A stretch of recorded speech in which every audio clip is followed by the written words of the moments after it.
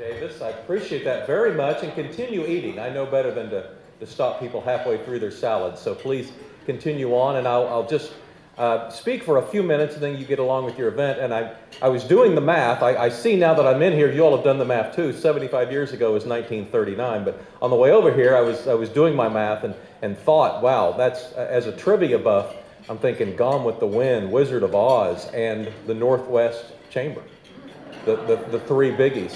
I also, the 1939 is on my mind because this will tell you how long ago this was. My mother graduated from high school in 1939. She's now 93. But last spring, I took her to her high school reunion. And this is in a small Oklahoma town about an hour west of Oklahoma City. And we go in, and they have a table for each decade of graduating classes. And so the first table's for the 90s, the graduates of the 90s. We keep walking, and there's a table for the 80s, and people are gathering, and they're handing out materials.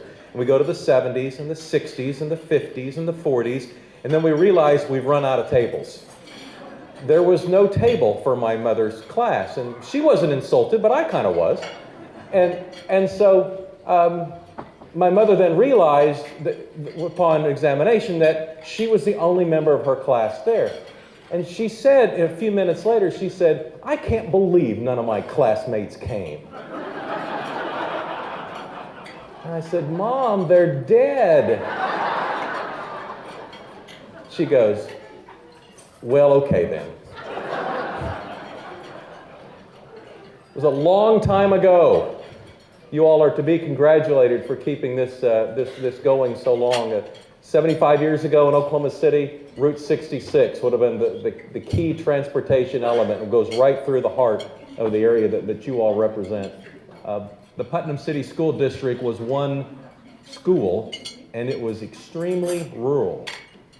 And of course today it's the largest independent school district in the state and anything but rural. Northwest Oklahoma City has succeeded far beyond, I think, anybody's expectations. When the city was laid out, it was laid out in a northwesterly direction, and it has never really stopped in many cases. As you know now, we have development going many, many miles away from the downtown core, and we are somehow succeeding to provide services to those distant areas of our 620 square miles.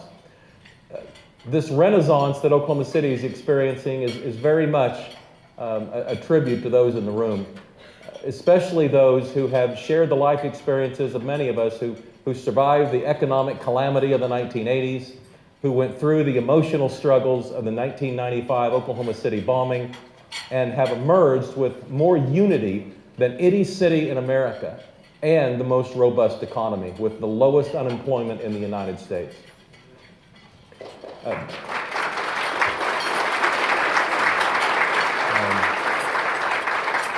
So my hat's off to you because you guys are the ones creating the jobs.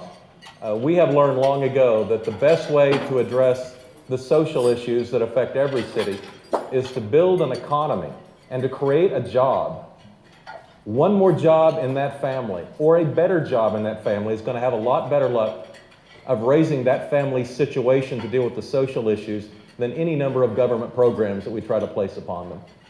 And this city has famously been creating jobs in record numbers, and it's a tribute to those of you who in the room who are adding up the numbers at the end of the month and making ends meet, and at the same time expanding the employee base.